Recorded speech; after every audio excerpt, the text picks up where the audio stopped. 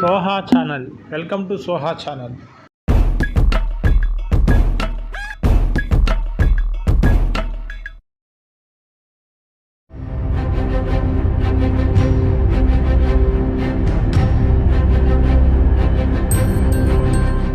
వ్యూహం విడుదలకు ముందే ప్రతి వ్యూహం అమలైంది.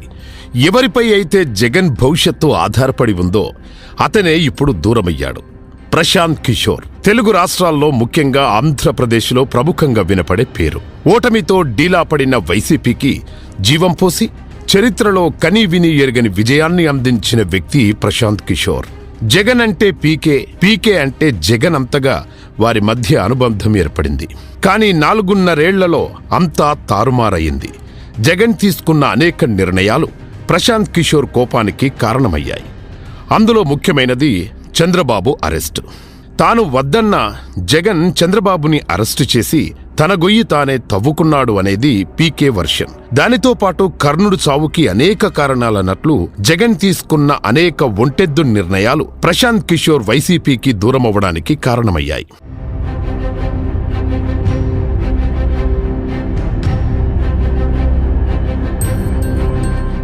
చంద్రబాబు అరెస్టు సమయంలో లోకేష్ ఢిల్లీలో ఉన్నాడు. అదే సమయంలో వైసీపీ లోకేష్ని ట్రోల్ చేసింది. లోకేష్ ఢిల్లీ పారిపోయాడంటూ పెద్ద ఎత్తున విరుచుకుపడింది. అయితే లోకేష్ ఎక్కడా హడావుడి పడకుండా ఒక పరిణితి చెందిన నాయకుడిలా వ్యవహరించారు. అనేక రాజకీయ ప్రతివ్యూహాలు అమలు చేయడానికి ఢిల్లీని వేదికగా వాడుకున్నాడు. జగన్ పట్ల పీకే అసంతృప్తిగా ఉన్నాడు అనే విషయాన్ని గమనించిన లోకేష్ తన మిత్రుడు కిలారు రాజేష్ని అస్త్రంగా ప్రయోగించాడు. అంతా వారు అనుకున్నట్లే జరిగింది. ఢిల్లీలోనే జగన్ పతనానికి నాంది పడింది.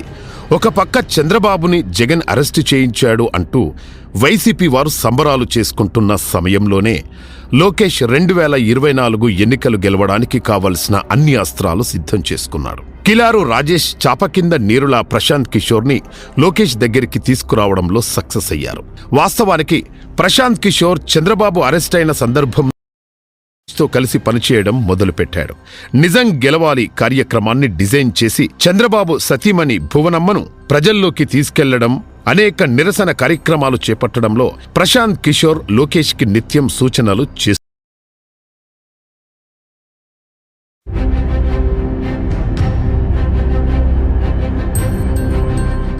ఢిల్లీలో లోకేష్, కిలారు రాజేష్ వైసీపీని డ్యామేజ్ చేసే అతిపెద్ద ప్రణాళిక అమలు చేస్తున్నా ఢిల్లీలో మేము తోపు చెప్పుకునే వైసీపీ నాయకులు చక్కపోగా లోకేష్ భయపడి దాక్కున్నాడు అంటూ జగన్ని తప్పుదోవ పట్టించారు. అదే నిజమని నమ్మిన జగన్ పీకే ప్యాకప్ అనే విషయాన్ని గమనించలేకపోయాడు. ఒక పక్క టికెట్లు లేవు అని చెప్పడంతో ఎమ్మెల్యేలు తిరుగుబాటు చేస్తున్నారు. ఎంతోమంది టీడీపీలోకి టచ్లోకి వెళ్లి సీట్ల కోసం లాబీయింగ్ మొదలుపెట్టారు. మరోపక్క వైసీపీకి ప్రధాన బలంగా ఉన్న పీకే కూడా జంప్ అవడంతో వచ్చే ఎన్నికల్లో వై నాట్ 15 సీట్స్ అనే పరిస్థితికి వైసీపీ చేరుకుంది. జగన్ అహంకారం అమ్మా చెల్లి వెళ్లిపోయారు, పీకే ఆలస్యంగా కళ్ళు తెరిచినట్టున్నాడు అంటూ వైసీపీ నాయకులు ఆఫ్ ద రికార్డ్ గుసగుసలాడుకుంటున్నారు. లోకేష్, కిలార్ రాజేష్ ప్రతివ్యూహం అమలు చేయడంలో సక్సెస్ అయ్యారు. వైసీపీని డిఫెన్స్ లో పడేయడంలో సూపర్ సక్సెస్ అయ్యారు. అంతా అద్భుతంగా ఉందని చెప్పే సలహాదారుల వలనే జగన్కి ఈ దుస్థితి వచ్చిందని విశ్లేషకులు అంచనా వేస్తున్నారు.